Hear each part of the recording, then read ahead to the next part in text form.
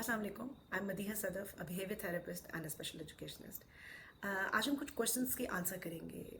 एक मदर का जिस तरह ये क्वेश्चन आया हुआ है, तो शी वाज कंसर्न्ड कि अगर बच्चे को घर में हम थेरेपी नहीं अफोर्ड कर सकते,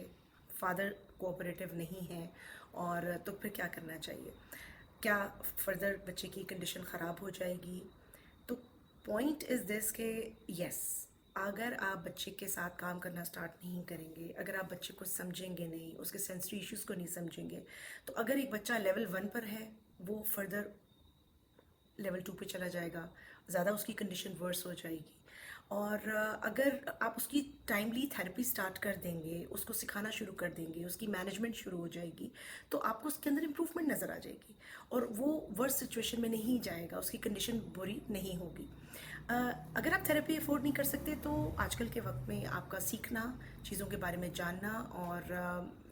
इनिशियली घर से काम को शुरू करना बहुत ज़रूरी है। जिस तरह से बच्चों के साथ अगर आप देख रहे हैं कि बिगिनिंग में सबसे पहले बच्चे के लिए मैंडिंग बहुत ज़रूरी है, उसकी जो बेसिक रिक्वायरमेंट है कि वो आपसे चीज़ें मांग सके, उसके लिए आप डिफरेंट जो तरीके हैं आप इंटरनेट पे सर्च कर सकते। हर माँ बच्चे के साथ काम करती है और ये इनिशियल लेवल पर आपको, अगर आपका बच्चे के अंदर न्यूरो डाइवर्स है, उसके अंदर आपको स्पीच डिलेज नज़र आ रहे हैं, या आपको और तरह की नज़र आ रहा है कि वो मैंड नहीं कर रहा, वो पॉइंटिंग नहीं कर रहा, आई कांटेक्ट नहीं कर रहा, या उसका अटेंशन स्पैन छोटा है, तो इन सब चीज़ों के लिए डिफरेंट स्ट्रैटेजीज़ के थ्रू आप बच्चे के साथ काम जब करना शुरू करेंगे, आप इसके बारे में लर्न कर सकते हैं। आप ऑनलाइन इसके बारे में देख सकते हैं कि बच्चों के साथ अगर अटेंशन स्पैन शॉर्ट है तो उसके साथ किस तरह काम करना है, तो आपको बहुत सी वीडियोस मिल जाएंगी। इसी तरह एक और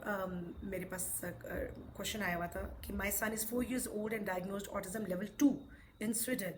and but they said there is no therapy for autism in Sweden, and I don't know why to start therapies and where. Actually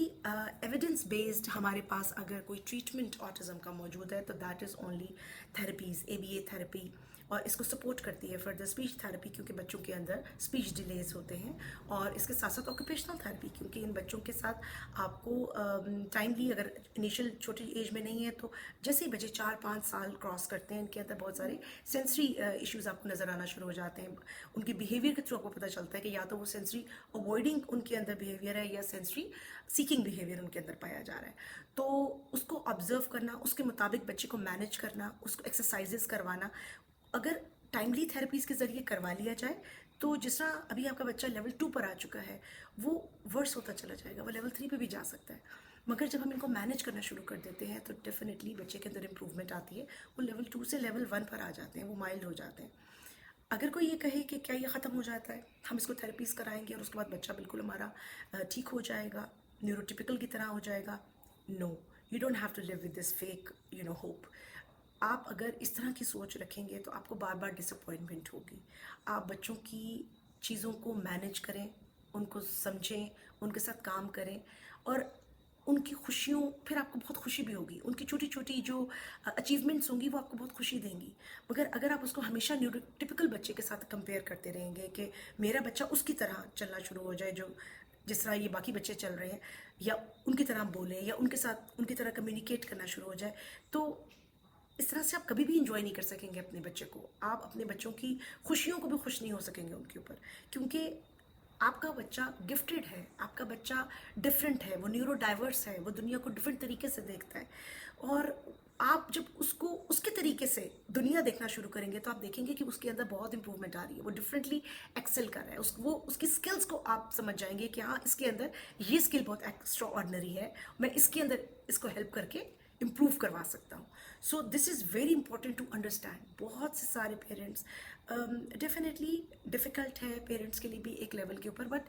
इस होप में कि मेरा बच्चा बिल्कुल नॉर्मल हो जाएगा, मेरा बच्चा न्यूरोटिपिकल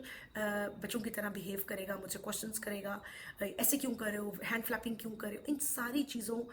में रहकर आप अपने बच्चे अपने साथ एक स्ट्रगल में लगे रहेंगे। आपको ये एक्सेप्टेंस के अंदर आता है ये सारा कुछ। आप अपने बच्चे को एक्सेप्ट करें एज इट इज़, जैसे वो है। वो न्यूरो डाइवर्स है, वो दुनिया को डिफरेंटली देखता है,